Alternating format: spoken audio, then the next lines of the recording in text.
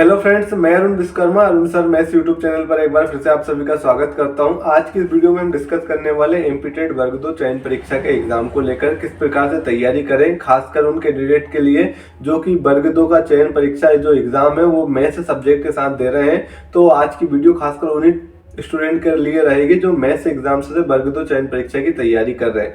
जैसा कि आपको पता होगा, कई बच्चे जो प्री के बाद तैयारी कर भी रहे होंगे, क्योंकि इसका जो प्री हुआ था वो 2023 में हुआ था। हो सकता है बहुत रेयर केस में ऐसे स्टूडेंट होंगे जो 2023 के बाद कंटिन्यूस इसके तैयारी में लगे होंगे, लेकिन बहुत सारे बच्चे ऐसे होते हैं जो जब तक नोटिफिकेशन नहीं आता तब तक तैयारी स्टार्ट नहीं करते। तो हो सकता है कुछ बच्चे ऐसे हो जो 2023 से तैयारी कर रहे होंगे, तो वो उसी को ध्यान में रखते हुए जो इसका प्री का सिलेबस था उसी को ध्यान में रखते हुए उसकी तैयारी कर रहे होंगे। तो उनकी जो तैयारी है वो कहीं ना कहीं पूरी तरीके से वेस्टेज हो गई, जैसे आपको पता होगा। लेकिन कहीं ना कहीं मैथ्स वाले बच्चों के लिए स्टार्टिंग में, जैसे आपने नया सिलेबस देखा होगा, तो नया सिलेबस में स्टार्टिंग की जो 4 यूनिट है वो कहीं ना कहीं मिलती जुलती है प्रीवियस ईयर के जो प्री एग्जाम का सिलेबस था उसके लिए। ठीक है, बाकी इसके अलावा अगर आप देखेंगे तो यहाँ पर मैथ्स के अंदर 10 यूनिट ऐड कर दी गई है, और 10 यूनिट में जो 5 से लेकर 10 भी यूनिट है ना, वो कहीं ना कहीं 11th और 12th लेवल के जो ऐड कर दी गई है। और जो लास्ट यूनिट अगर आप देखेंगे वेक्टर एनालिसिस, जो कि एक ग्रेजुएशन लेवल का टॉपिक है, तो यहाँ जो क्वेश्चन का लेवल है बहुत ज़्यादा डिफिकल्ट होता है। कई बार बच्चे ग्रेजुएशन के दौरान नहीं पढ़ते, तो वो एक तरीके से उनके लिए नया सब्जेक्ट होता है या नया टॉपिक होता है। इसके अलावा फिजिक्स और केमिस्ट्री भी अपने आप में बहुत वास्ट सिलेबस है, 5-5 यूनिट दोनों की तैयार की गई है।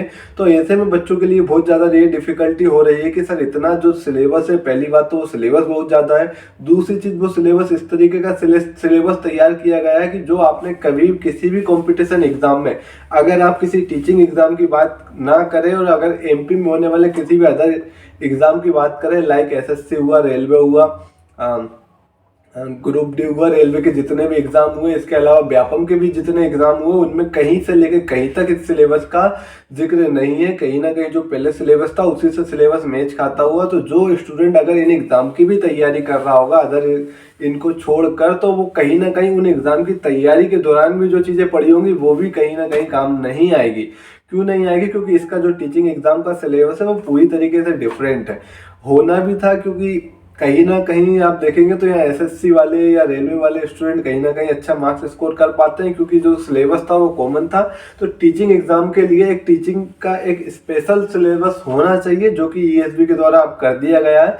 लेकिन यहाँ पर इतनी बड़ी विडंबना ये हमारे साथ हुई है कि कहीं ना कहीं इतने कम टाइम में हम कैसे सिलेबस को कंप्लीट करें, ये सबके लिए एक बड़ी चुनौती है। तो ऐसे में कई बच्चों की जो तैयारी है वो हो सकता है कि लगभग आप देखेंगे तो 1 महीना के समथिंग आपको हो गया सिलेबस को डिक्लियर हुए। तो ऐसे में कई बच्चे ने तैयारी कर भी ली होगी, कई बच्चे आज भी कंफ्यूज होंगे कि कैसे सर हम तैयारी करें। तो इससे पहले मैंने आपको एक वीडियो भी बताई थी, जिस वीडियो में मैंने आपको एक प्रॉपर गाइडेंस के साथ प्रॉपर कौन सी बुक को फॉलो करें उसके बारे में मैंने आपको बहुत अच्छे से बताया था।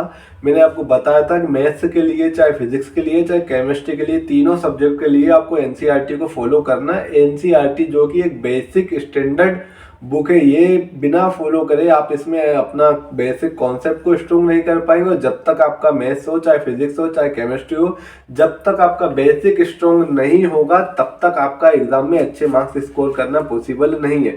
तो बेसिक स्ट्रॉन्ग करने के लिए आपको एनसीईआरटी फॉलो करनी पड़ेगी। एनसीईआरटी में एटलीस्ट जितने क्वेश्चन दिए हैं उनको तो आपको सोल्व करना ही है। याद रखना, एनसीईआरटी में अच्छे लेवल के क्वेश्चन भी है, ऐसा नहीं है कि एनसीईआरटी में कुछ क्वेश्चन जो है वो अच्छे लेवल के नहीं है। लेकिन इसके बाद भी अगर आप, जैसे ही आपका एनसीईआरटी के क्वेश्चन कंप्लीट हो जाते हैं, तो कई बार बच्चों को ये भी लगा रहता है कि इसके अलावा हम कहाँ से टॉपिक क्लियर करें। तो इसके अलावा अगर हम बात करें तो आप आरडी शर्मा की बुक को भी फॉलो कर सकते हैं। आरडी शर्मा की जो बुक है उसमें थोड़े से एनसीईआरटी से अच्छे लेवल के क्वेश्चन हैं, जो कि आप देखेंगे तो भिन्न भिन्न जो प्रदेशों में टीचिंग परीक्षाएं होती है ना, जो टीचिंग का एग्जामिनेशन होता है उसमें जो क्वेश्चन पूछे जाते हैं वो आरडी शर्मा के बेस पर ही पूछे जाते हैं। काफ़ी अच्छे क्वेश्चन जो अदर स्टेट के टीचिंग एग्जाम होते हैं वहाँ पर आरडी शर्मा से उठाए गए हैं। तो ये चांस है कि यहाँ पर जो क्वेश्चन का लेवल होगा वो आरडी शर्मा से भी आपको कहीं ना कहीं मैच करते हुए देखने को मिल सकता है, क्योंकि आरडी शर्मा में जो क्वेश्चन का लेवल होता है वो एनसीईआरटी से काफ़ी अच्छा होता है। तो अगर आपका एनसीईआरटी इनफ हो जाता है, आपको अगर ऐसा लग रहा है एनसीईआरटी आपने पूरी कंप्लीट कर ली, तो फिर आपको आरडी शर्मा में जाना चाहिए। आरडी शर्मा में एक दिक्कत ये है कि आपको यहाँ पर उसकी जो बुक होगी वो हिंदी मीडियम के लिए देखने को नहीं मिलेगी। तो जो जो स्टूडेंट इंग्लिश मीडियम से प्रिपरेशन कर रहे हैं उनके लिए तो बेस्ट है, लेकिन बात करते हैं हिंदी मीडियम के लिए, तो हिंदी मीडियम के लिए मैं आपको एक और बुक सजेस्ट करूंगा जो आपने भी हो सकता है आपने 12th के दौरान पढ़ी होगी, जो नूतन आरबी त्रिपाठी की बुक है, जो एक मोटी सी बुक आती है, उसको आप जरूर फॉलो करें। उस बुक के द्वारा भी आप देखेंगे तो बहुत अच्छे लेवल के क्वेश्चन यहाँ पर डाले गए हैं। तो अगर आप उन क्वेश्चन को कवर कर लेते हैं तो आपका जो एग्जाम लेवल के क्वेश्चन जो ईएसबी के द्वारा पूछे जाने के चांस है वो कहीं ना कहीं कवर हो जाएंगे उस बुक के थ्रू। ठीक है, तो आपको सबसे पहले एनसीईआरटी से आपका कॉन्सेप्ट तो क्लियर करना है। कॉन्सेप्ट क्लियर करने के बाद आपको ज़्यादा से ज़्यादा प्रैक्टिस करनी है। एक चीज़ और याद रखना, जो स्टार्टिंग की 4 यूनिट है जिसमें आपने पढ़ा पहले से काफ़ी है, तो उन पर आप थोड़ा सा कम ध्यान दीजिए। लेकिन कम ध्यान देने का मतलब ये नहीं है कि आप उसको पूरी तरीके से इग्नोर कर दीजिए, क्योंकि पूरी तरीके से इग्नोर करेंगे तो 4 यूनिट लगभग हम कह सकते हैं मैथ्स का लगभग 40% जो पोर्शन है वो स्टार्टिंग की 4 यूनिट से, और स्टार्टिंग की 4 यूनिट अगर आपने इग्नोर कर दी नए सिलेबस के चक्कर में तो कहीं ना कहीं आपके लिए बहुत ज़्यादा दुखदाई हो सकता है। तो आप उनको बिना इग्नोर करे आप उन पे भी फोकस कीजिए, लेकिन कोशिश कीजिए नए जो आपके लिए सिलेबस तैयार किया गया है ईएसबी के द्वारा उस पर आप अच्छी कमांड कर सकते हैं। और मेरे हिसाब से अभी भी आपके पास 1 महीने से ज़्यादा का टाइम है। अगर आप एटलीस्ट 8 से 10 घंटे डेली अगर आप अपनी पढ़ाई में दे पा रहे हैं तो मेरे हिसाब से जो ओवरव्यू आप माइंड में तैयार कर सकते हैं इनके कॉन्सेप्ट का, इनके क्वेश्चन के पैटर्न का, तो कहीं ना कहीं अगर आप इतना टाइम दे रहे हैं तो मेरे हिसाब से आप इतना कर जाएंगे, है ना। और जो बच्चा 2 या 3 घंटे या 4 घंटे अगर दिन में पढ़ रहा है और वो सोच रहा है कि मैं अगर अपना सिलेबस कंप्लीट कर लूँ तो ये कहीं ना कहीं उनके लिए इम्पॉसिबल है। 3-4 घंटे पढ़ के आप इतने बड़े सिलेबस को इतने कम टाइम में तो कवर नहीं कर पाएंगे। आपको ज़्यादा से ज़्यादा टाइम देना पड़ेगा, तब जाके आप इस सिलेबस को टाइम रहते कवर कर पाएंगे, साथ ही साथ प्रैक्टिस कर पाएंगे, साथ ही साथ आपको मॉक टेस्ट भी देना है। बिना ये सब करे आप एग्जाम के लिए प्रिपेयर नहीं हो सकते। याद रखना, सिर्फ कॉन्सेप्ट पढ़ लेना या कॉन्सेप्ट के बारे में जान लेना ही काफ़ी नहीं है। कई बार आपने भी नोटिस किया होगा, और मैं आपको और अपना एक्सपीरियंस बता देता हूँ कि अगर टॉपिक पढ़ लिया और अगर टॉपिक पढ़ने के बाद अगर आप क्वेश्चन लगाने जाएंगे तो भी मैक्सिमम चांसेस ये है कि आपसे क्वेश्चन नहीं बनेंगे। तो जब तक आप क्वेश्चन में उलझोगे नहीं, जब तक आप क्वेश्चन सोल्व करना नहीं सीख पाओगे, तो आपको उलझना तो पड़ेगा, फाइट तो करना पड़ेगा, क्वेश्चनों के साथ लड़ना तो पड़ेगा।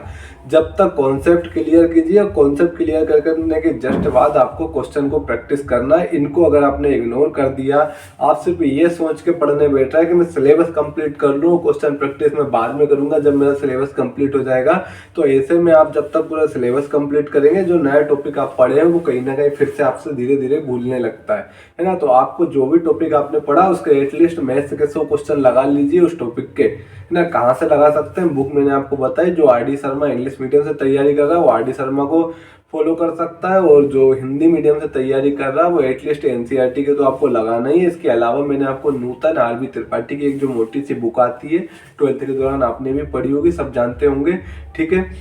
मैं डिस्क्रिप्शन बॉक्स में उसकी लिंक भी दे दूंगा, अगर आप चाहे तो वहाँ से खरीद भी सकते हैं या किसी के पास आप अरेंज कर भी सकते हैं तो आपको मिल जाएगी। तो आपको उस बुक से क्वेश्चन को प्रैक्टिस करना है। साथ ही साथ एक चीज़ और, जो मैक्सिमम बच्चे गलतियां करते हैं उस गलती से भी आपको बचना है। कई बार क्या होता है, जब हम प्रैक्टिस करने बैठते हैं तो हमें क्वेश्चन कुछ समझ में नहीं आता, क्वेश्चन हमें उलझाता है, तो उस दौरान क्या होता है माइंड में बहुत ज़्यादा प्रेशर पड़ता है। उस टाइम हमारा माइंड, हमारा बोले आपका बोले सबका बोले, एक ही चीज़ क्या करता है कि उससे दूर हटने की कोशिश करता है। और जब उससे दूर हटने की कोशिश करता है तो वो कॉन्सेप्ट जहाँ हम थोड़ा सा उलझ के थोड़ा सा उसको डीपली समझने की कोशिश करके या थोड़ा सा उसमें टाइम वेस्ट करके अगर आप उस क्वेश्चन की तह तक जाते तो हो सकता है एक नई चीज़ आपको सीखने को मिलती। लेकिन मैक्सिमम बच्चे जहाँ थोड़ा सा उलझ जाते हैं उसको थोड़ा सा इग्नोर करके और तुरंत दूसरे क्वेश्चन की तरफ बढ़ जाते हैं। आपको ऐसा नहीं करना, जो मैक्सिमम बच्चे गलती करते हैं। अगर आपको कोई क्वेश्चन उलझा रहा है, कोई कॉन्सेप्ट आपको समझ में नहीं आ रहा, तो आपको उस कॉन्सेप्ट को क्लियर करके ही आगे बढ़ना है। हो सकता है वो चीज़ें आज अपन इग्नोर कर देते हैं तो इसके बाद आपको पेपर में कहीं ना कहीं उसी कॉन्सेप्ट का, उसी टाइप का क्वेश्चन देखने को मिल जाए, तो फिर आपको याद आता है काश हम उस टाइम उस क्वेश्चन में थोड़ा सा टाइम दे रहे थे तो कहीं ना कहीं हमारा वो कॉन्सेप्ट था, जो करने का क्वेश्चन का अटेम्प्ट करने का जो पैटर्न था, सोल्व करने का पैटर्न था, वो कहीं ना कहीं हमें क्लियर होता, तो आज हम उसी क्वेश्चन को बहुत कम टाइम में कर पाते। एक चीज़ याद रखिए, सिलेबस कंप्लीट करने से आपके क्वेश्चन सोल्व नहीं होंगे। मैंने पहले भी बोला और अब भी बोल रहा हूँ, आपको सिलेबस कंप्लीट करना है। सिर्फ एक बेसिक आइडिया लगता है सिलेबस कंप्लीट करने से, उसके कॉन्सेप्ट को पढ़ने से, लेकिन जब तक आप उसी कॉन्सेप्ट के क्वेश्चन नहीं लगाएंगे माइंड में वो पूरी तरीके से सेट नहीं होगा और आपका माइंड प्रिपेयर नहीं होगा एग्जाम के क्वेश्चन को सोल्व करने के लिए। तो आपको ये गलती नहीं करनी है। सेम काम आपको फिजिक्स केमिस्ट्री में भी करना है। आपको कोई भी एक टॉपिक पढ़ना है, फिजिक्स केमिस्ट्री का कोई भी एक टॉपिक उठाइए, उस टॉपिक के पूरे थ्योरी को पढ़िए। थ्योरी के पढ़ने के जस्ट बाद आपको एटलीस्ट 50 से 100 क्वेश्चन उसी टॉपिक के लगाने हैं। कहीं ना कहीं आप नेट पे भी सर्च कर सकते हैं उसके बारे में, उसी टॉपिक से रिलेटेड, या फिर आप प्रीवियस ईयर जो टीजीटी पीजीटी के एग्जाम होते हैं अदर स्टेट के, एनवीएस केवीएस या DSSB में जो एग्जाम होते हैं उसमें जो फिजिक्स केमिस्ट्री के क्वेश्चन पूछे गए उसी टॉपिक से, तो आपको प्रीवियस ईयर देख सकते हैं किसी भी टीचिंग एग्जाम के। तो आप इस तरीके से आपको सिलेबस को कंप्लीट कीजिए। बस मैं बार बार आपसे यही बोल रहा हूँ, सिर्फ सिलेबस कंप्लीट करना मकसद नहीं होना चाहिए।